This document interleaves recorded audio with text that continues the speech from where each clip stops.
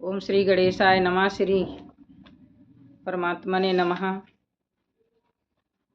मद्भगवद गीता का 6वां अध्याय। जय श्री कृष्णा। राधे राधे।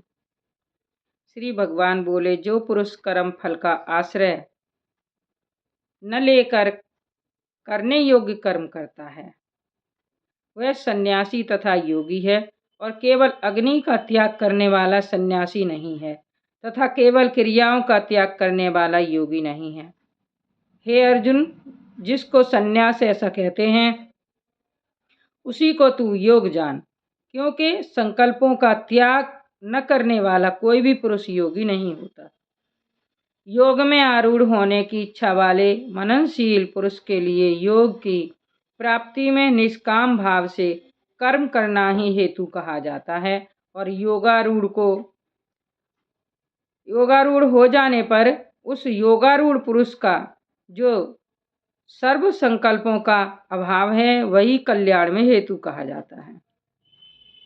जिस काल में न तो इंद्रियों के भोगों में और न कर्मों में ही आसक्त होता है, उस काल में सर्व संकल्पों का त्यागी पुरुष योगारूढ़ कहा जाता है।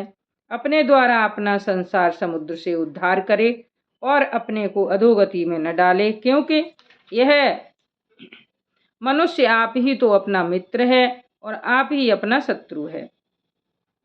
जिस जीवात्मा द्वारा मन और इंद्रियों सहित शरीर जीता हुआ है उस जीवात्मा को तो वह आप ही मित्र है, और जिसके द्वारा मन तथा इंद्रियों सहित शरीर नहीं जीता गया है उसके लिए वह आप ही शत्रु के सदृश शत्रुता में बरतता है।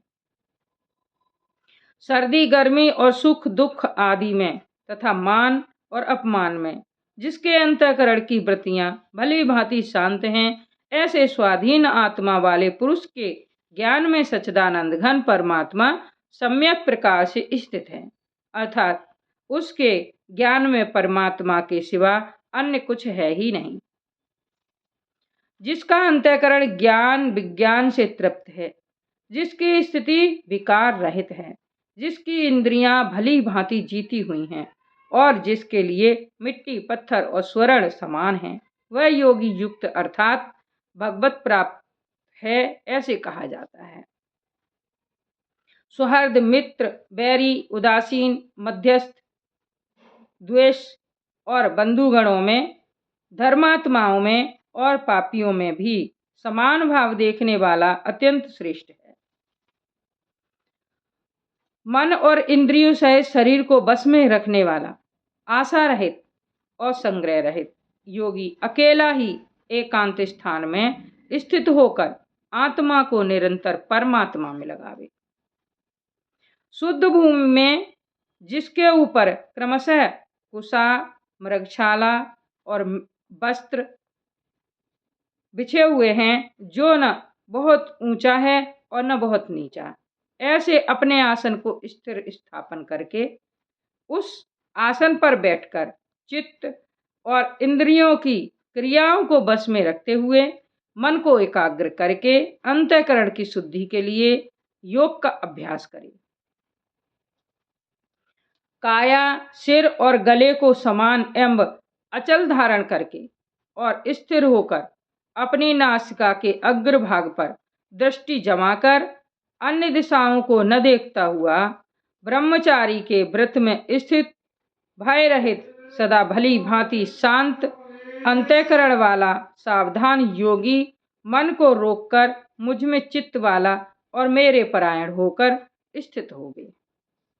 बस में किए हुए मन वाला योगी इस प्रकार आत्मा को निरंतर मुझ परमेश्वर के स्वरूप में लगाता हुआ मुझ में रहने वाली परमानंद की पराकाष्ठा रूप शांति को प्राप्त होता है।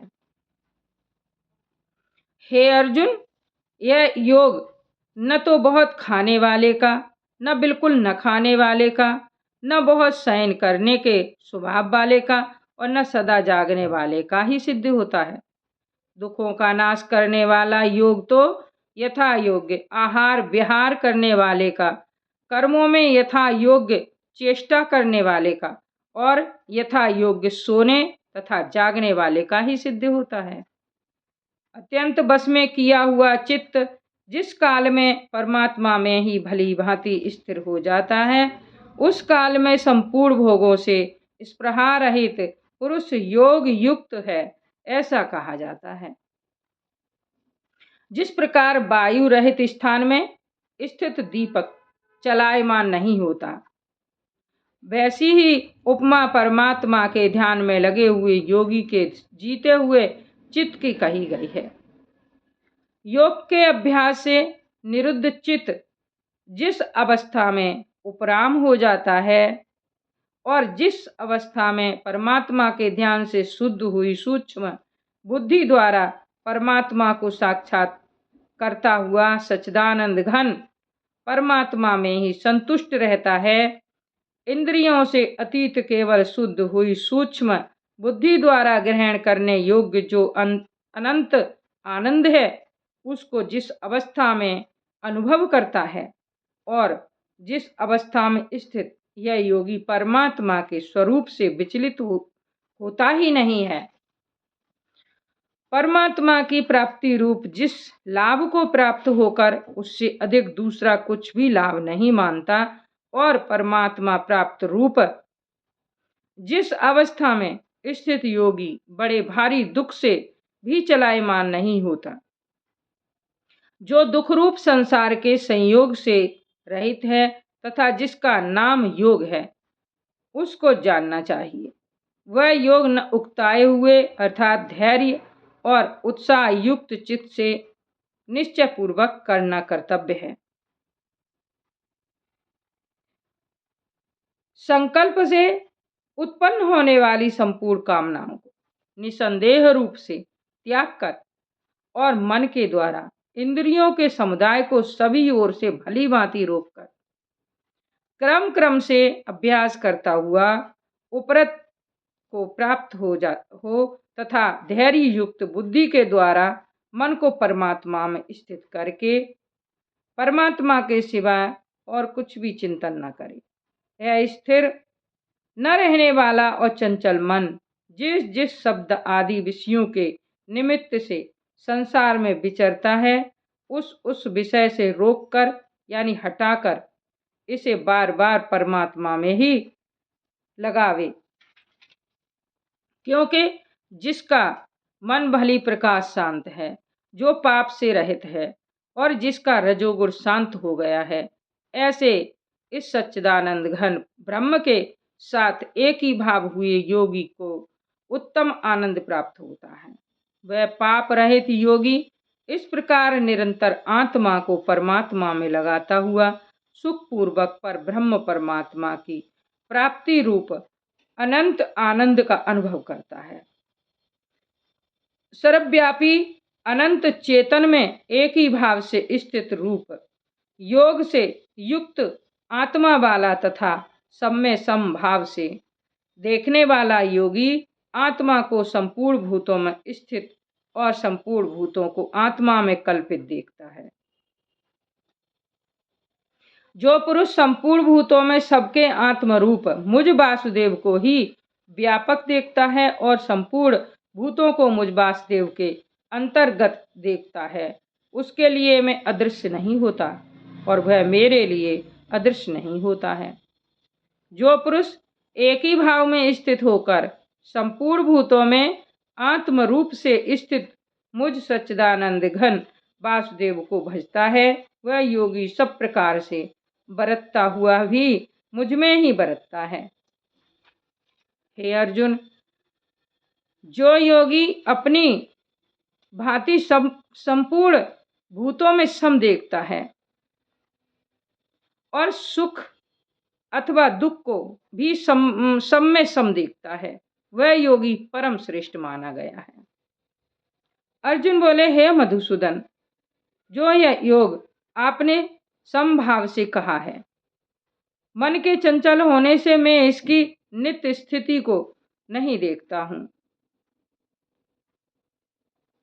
क्योंकि हे श्री कृष्ण, यह मन बड़ा चंचल प्रमथन स्वभाव वाला बड़ा दृढ़ और बलवान है, इसलिए उसका वश में करना मैं वायु को रोकने की भांति अत्यंत दुष्कर मानता हूँ। श्री भगवान बोले, हे महाबाहो, निसंदेह मन चंचल और कठिनता से वश में होने वाला है, परंतु हे कुंती पुत्र अर्जुन, यह अभ्यास और वैराग्य से वश में हो जाता है। जिसका मन वश में किया हुआ नहीं है, ऐसे पुरुष द्वारा योग दुष्प्राप्य है, और वश में किए हुए मन वाले प्रयत्नशील पुरुष द्वारा साधन से उसका प्राप्त होना सहज है। यह मेरा मत है। अर्जुन बोले, हे कृष्ण, हे श्री कृष्ण, जो योग में श्रद्धा रखने वाला है किंतु संयमी नहीं है, इस कारण जिसका मन अंतकाल में योग से विचलित हो गया है, ऐसा साधक योग की सिद्धि को अर्थात भगवत साक्षात्कार को न प्राप्त होकर किस गति को प्राप्त होता है। हे महाबाहो, क्या वह भगवत प्राप्ति के मार्ग में मोहित और आश्रय रहित पुरुष छिन्न भिन्न बादल की भांति दोनों ओर से भ्रष्ट होकर नष्ट तो नहीं हो जाता? हे श्री कृष्ण, मेरे इस संशय को संपूर्ण रूप से छेदन करने के लिए आप ही योग्य हैं, क्योंकि आपके सिवा दूसरा इस संशय का छेदन करने वाला मिलना संभव नहीं है। श्री भगवान बोले, हे पार्थ, उस पुरुष का न तो इस लोक में नाश होता है और न परलोक में, क्योंकि हे प्यारे, आत्मोद्धार के लिए अर्थात भगवत प्राप्ति के लिए कर्म करने वाला कोई भी मनुष्य दुर्गति को प्राप्त नहीं होता है। योग भ्रष्ट पुरुष पुण्यवानों के लोकों को अर्थात स्वर्ग आदि उत्तम लोकों को प्राप्त होकर उनमें बहुत वर्षों तक निवास करके फिर शुद्ध आचरण वाले श्रीमान पुरुषों के घर में जन्म लेता है। अथवा वैराग्यवान पुरुष उन लोकों में न जाकर ज्ञानवान योगियों के ही कुल में जन्म लेता है। परंतु इस प्रकार का जो यह जन्म है सो संसार में निसंदेह अत्यंत दुर्लभ है। वहाँ उस पहले शरीर में संग्रह किए हुए बुद्धि संयोग को अर्थात समबुद्धि रूप योग के संस्कारों को अनायास ही प्राप्त हो जाता है, और हे कुरुनंदन, उसके प्रभाव से वह फिर परमात्मा की प्राप्ति रूप सिद्धि के लिए पहले से भी बढ़कर प्रयत्न करता है। वह श्रीमानों के घर में जन्म लेने वाला योग भ्रष्ट पराधीन हुआ भी उस पहले के अभ्यास से ही निसंदेह भगवान की ओर आकर्षित किया जाता है, तथा समबुद्धि रूप योग का जिज्ञासु भी वेद में कहे हुए सकाम कर्मों के फल को उल्लंघन कर जाता है। परंतु प्रयत्न पूर्वक अभ्यास करने वाला योगी तो पिछले अनेक जन्मों के संस्कार बल से इसी जन्म में संसिद्ध होकर संपूर्ण पापों से रहित हो फिर तत्काल ही परम गति को प्राप्त हो जाता है। योगी तपस्वियों से श्रेष्ठ है, शास्त्र ज्ञानियों से भी श्रेष्ठ माना गया है, और सकाम कर्म करने वालों से भी योगी श्रेष्ठ है। इससे हे अर्जुन, तू योगी हो। संपूर्ण योगियों में भी जो श्रद्धावान योगी मुझ में लगे हुए अंतरात्मा से मुझको निरंतर भजता है, वह योगी मुझे परम श्रेष्ठ मान्य है। इस श्रीमद् भगवद गीता रूपी उपनिषद एवं ब्रह्म विद्या तथा योग शास्त्र विषयक श्री कृष्ण और अर्जुन के संवाद में आत्म संयम योग नामक 6वां अध्याय। बोले श्री कृष्ण भगवान की जय। श्री कृष्ण गोविंद हरे मुरारे, हे नाथ नारायण वासुदेवा। श्री कृष्ण गोविंद हरे मुरारे, हे नाथ नारायण वासुदेवा। हे नाथ नारायण वासुदेवा, हे नाथ नारायण वासुदेवा। राधा कृष्ण गोविंद हरे मुरारे, हे नाथ नारायण वासुदेवा। श्री कृष्ण गोविंद हरे मुरारे, हे नाथ नारायण वासुदेवा। एक तुम्ही आधार सद्गुरु, एक तुम्ही आधार।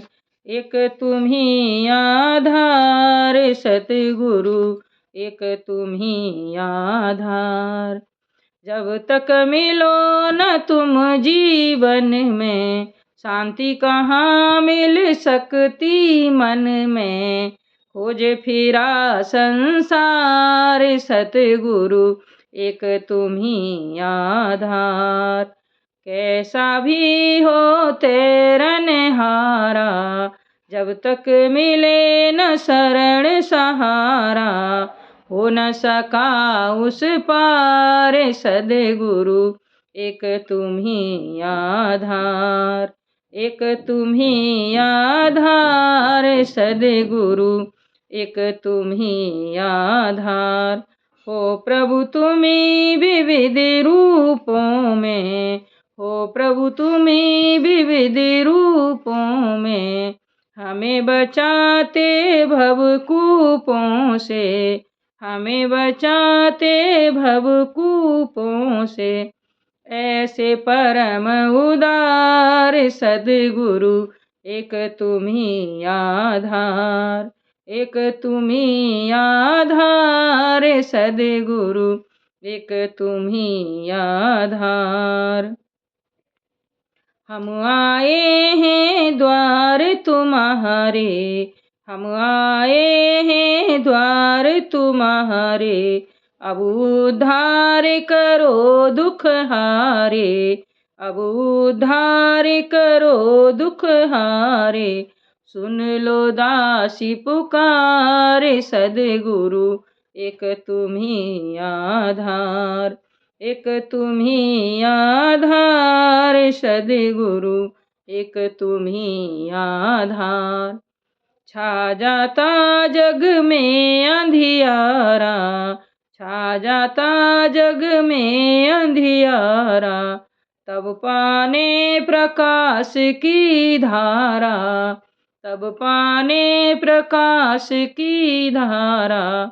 आते तेरे द्वार सद्गुरु, एक तुम्ही आधार।